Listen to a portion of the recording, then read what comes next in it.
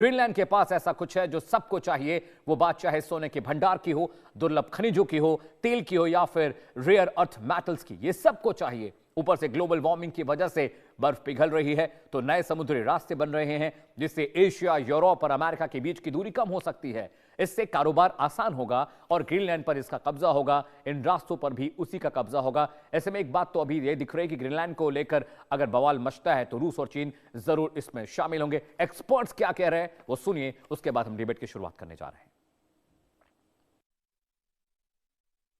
दुनिया का नक्शा भी बदल जाएगा क्योंकि तब जंग होगी और वो जंग इतनी बड़ी होगी कि उससे होने वाली तबाही का अनुमान लगाना भी नामुमकिन होगा। और अब देखिए किस तरह से ईरान से अब जो शिफ्ट है मोशन का, अब वो ग्रीनलैंड की तरफ चल गया। देश का सवाल देख लेते हैं जिस पर हम चर्चा करेंगे अगले घंटे लगातार। जी हां, देश का सवाल नंबर 1 क्या है वो जान लीजिए। क्या ईरान के आगे अमेरिका ने सरेंडर कर दिया है? जी हां, देश का सवाल नंबर 2 जिस पर हम चर्चा करेंगे, क्या ईरान में हमला अमेरिका की बड़ी भूल होगी?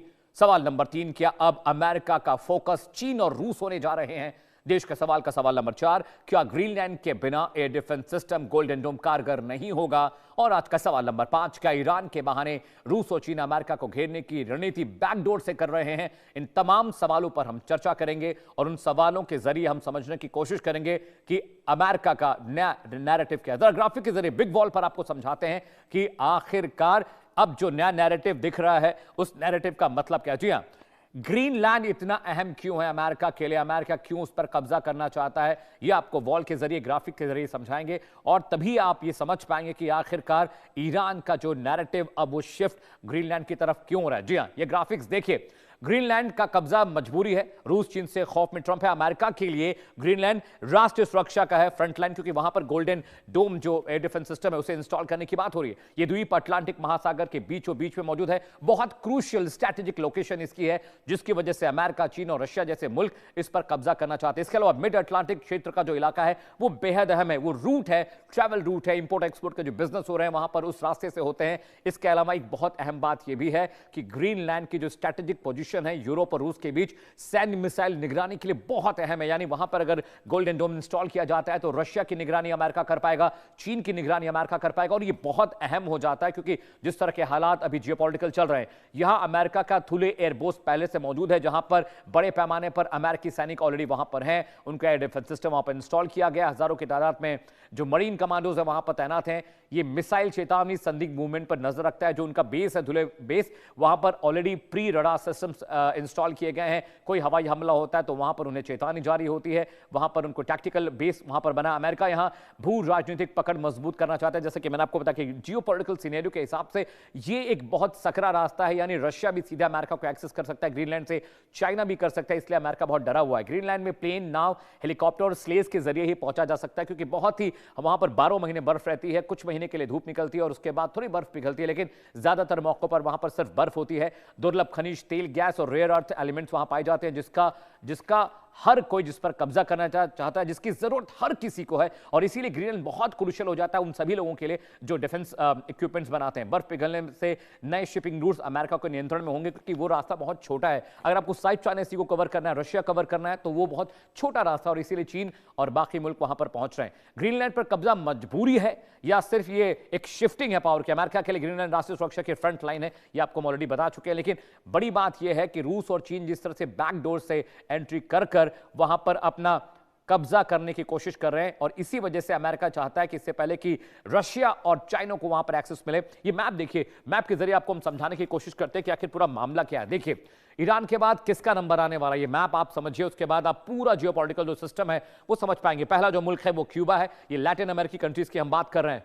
शहर नंबर 2 पनामा है, शहर नंबर 3 कोलंबिया है, इसके अलावा शहर नंबर 5 मैक्सिको है और शहर जो ये आइलैंड है, सबसे बड़ा आइलैंड है दुनिया का, ये है ग्रीनलैंड। और यहां पर कब्जे की जंग चल रही है क्योंकि ये पूरा रशिया वाला इलाका है, यहां पर रशिया, यहां पर चाइना है और अमेरिका यहां पर है। ये कनाडा वाला इलाका, ये कनाडा है, ये लैटिन अमेरिका है, ये वेस्टर्न हेमिस्फीयर है और यहां पर अमेरिका इसलिए आना चाहता है क्योंकि अगर यहां पे गोल्डन डोम जो सिस्टम इंस्टॉल कर लिया जाए ग्रीनलैंड में तो यहां से रशिया को टारगेट करना बहुत आसान होगा, यहां से चाइना को टारगेट करना बहुत आसान होगा, यहां से तमाम तमाम जो मिडिल ईस्ट कंट्रीज हैं उनको टारगेट करना बहुत आसान होगा। साथ ही साथ जो लैटिन अमेरिका कंट्रीज हैं जहां पर क्यूबा, कोलंबिया और मैक्सिको है, यहां की निगरानी भी बहुत मुमकिन है। लेकिन अगर यहां पर रशिया और चाइना यहां पर पहुंच जाता है तो समझिए यहां से अमेरिका बहुत करीब है। और यही डर ट्रंप को सता रहा है कि अगर इस पानी के रास्ते पर रशिया और चाइना को एक्सेस मिल जाता है तो अमेरिका बिल्कुल महफूज नहीं रहेगा। क्योंकि आप दूरी देखिए, ग्रीनलैंड से अमेरिका की दूरी कितनी कम है, उसके मुकाबले चाइना यहां पर है। ये साउथ चाइना सी का इलाका है, ये अरेबियन सी है, इंडिया के ठीक नीचे, ये इंडिया का मैप है, इसके ठीक नीचे यहां पर अरेबियन सी है, ये पैसिफिक ओशन है, ये अटलांटिक ओशन है और ये साउथ चाइना सी का इलाका है। यहां से चाइना को अगर अमेरिका को टारगेट करना है तो बहुत दूरी है। लेकिन चाइना उठ के अगर ग्रीनलैंड पहुंच जाता है, रशिया यहां से अगर ग्रीनलैंड पे आता है तो यहां से अमेरिका को टारगेट करना बहुत आसान हो जाएगा। और इसीलिए ग्रीनलैंड को लेकर लड़ाई हो रही है, चाहे वो रेयर अर्थ मेटल की बात हो, चाहे खनिज की बात हो, चाहे क्रूड की बात हो, चाहे स्ट्रेटेजिक लोकेशन की बात हो। लेकिन असल डर जो ट्रंप का है वो यही है कि अगर ये एक्सेस रशिया और चीन को मिल गया तो अमेरिका की हवा खराब हो जाएगी, क्योंकि दोनों मुल्क मिलकर वहां से अमेरिका को टारगेट करेंगे। अगले ग्राफिक्स पे आते हैं, इसके बाद हम डिबेट की शुरुआत करेंगे। लेकिन समझिए कि ये मैप ये बताने और जताने के लिए काफी है कि अमेरिका चिंतित क्यों है, अमेरिका की परेशानी क्या, अमेरिका को यूरोपियन यूनियन ईयू कैसे कंट्रोल कर रहा है वो भी देखिए। नाटो उनसे नाराज है ग्रीनलैंड को लेकर, इसलिए अमेरिका पर कस्टम ड्यूटी बढ़ सकती है। ये वही टूल है जो अमेरिका बाकी मुल्कों पर करता है। कोटा या लाइसेंस में उनको सख्ती मिल जाएगी ताकि जो रिबेट्स हैं, जो छूट है, इंपोर्ट ड्यूटीज, एक्सपोर्ट ड्यूटीज, वो उनको ज्यादा भरनी पड़ेगी। लाइसेंसिंग की प्रक्रिया यूं रोक सकता है, यानी जब ट्रेड नहीं होगा, बिजनेस नहीं होगा तो आर्थिक नुकसान अमेरिका को होगा। यूएस की पहुंचे जो मार्केट है, जो यूरोपियन मार्केट है, यूरोपियन देश वहां पर सैंक्शन लगा सकते हैं, यानी अमेरिका का जो एक्सेस है यूरोपीय देशों को वो कम हो जाएगा, उससे भी उनको कारोबारी नुकसान होगा। कारोबार रोक लगाना, उसे कंट्रोल करना, सीधा सीधा जो नुकसान अमेरिका की इकोनॉमी को होगा। और इसीलिए ये यूरोपियन यूनियन, नाटो साथ मिलकर ट्रंप को कमजोर करने के लिए, ट्रंप को कंट्रोल करने के लिए सब करें। इन्वेस्टमेंट पर बैन हो जाएगा तो जितनी भी इंश्योरेंस कंपनियां हैं, जितना इन्वेस्टमेंट एक्सपोजर वहां पर ग्रीनलैंड में या यूरोपियन कंट्रीज में अमेरिका का है, उस पर भी बैन लगेगा ताकि अमेरिका की कमर पैसे से तोड़ी जा सके। और ट्रंप इस वक्त पैसे को लेकर बहुत फिक्रमंद है, पब्लिक टेंडर में हिस्सा लेने से रोक सकते हैं। यानी बहुत सारे डेवलपमेंट के काम हैं जो यूरोपियन कंट्रीज में अमेरिकन कंपनियां करती हैं, चाहे वो रियल एस्टेट कंपनियां हो, चाहे इंश्योरेंस कंपनियां हो, चाहे इंफ्रास्ट्रक्चर डेवलपमेंट करने वाली कंपनियां हो, उनका एक्सपोजर कम हो जाएगा। इंटेलेक्चुअल प्रॉपर्टी में सिक्योरिटी कम कर देंगे, यानी अमेरिका दुनिया भर के मुल्कों में इंटेलेक्ट प्रॉपर्टीज में इन्वेस्टमेंट करता है, वहां ब्याज देता है, सोवरिन फंड में इन्वेस्टमेंट करता है, वो सारी चीजें रुक जाएंगी जो अमेरिका की इकोनॉमी को डंप करेंगी, कमजोर करेंगी। तो नाटो, यूरोपियन यूनियन सीधे टक्कर अमेरिका से नहीं ले सकता, लेकिन इन सैंक्शंस के जरिए वो अमेरिका को कमजोर कर सकता है। और इसीलिए ये सारे जो यूरोपियन यूनियन के कंट्रीज हैं, नाटो कंट्रीज हैं, वो एक साथ आ रहे हैं ताकि अमेरिका पर एक मेंटल प्रेशर बनाया जा सके, एक मानसिक दबाव बनाया जा सके, ताकि आने वाले वक्त में जो सख्ती, जो सैंक्शंस अमेरिका यूरोपियन कंट्रीज पर है, नाटोस पर लगा रहा है ग्रीनलैंड को सपोर्ट करने के लिए, ग्रीनलैंड के साथ खड़े होने के लिए, उस पर रोक लगे। अगला ग्राफिक्स आपको दिखाते हैं, उसके बाद हम आपको और डिटेल में समझाने की कोशिश करेंगे कि आखिरकार यूरोपियन यूनियन के सैंक्शंस के बाद, साथ ही साथ ग्रीनलैंड के मसले के बाद आखिर क्या कुछ होना। ट्रंप के विरोध में जो नाटो कंट्रीज हैं वो कौन है, फटाफट मैं आपको दिखाता हूं, क्योंकि ये नाटो, अमेरिका नाटो का सबसे बड़ा प्लेयर है, लेकिन उसके बावजूद देखिए जो नाटो कंट्रीज हैं ये उनसे नाराज हैं। France, Germany, Norway, Netherlands, Finland, Britain, इन सभी देशों ने अपने सैनिक भेजे। नॉर्वे ने 2 सैनिक भेजे, ये सांकेतिक रूप से भेजा गया, ऐसा नहीं कि जंग होने जा रही। जर्मनी ने 13 सैनिक अपने भेजे हैं ग्रीनलैंड के बेस पर। इसके अलावा फ्रांस की बात करें, फ्रांस ने 15 सैनिक भेजे हैं, नीदरलैंड ने 2 सैनिक भेजे हैं, फिनलैंड ने 2 सैनिक भेजे हैं, ब्रिटेन की ओर से भी 2 सैनिकों का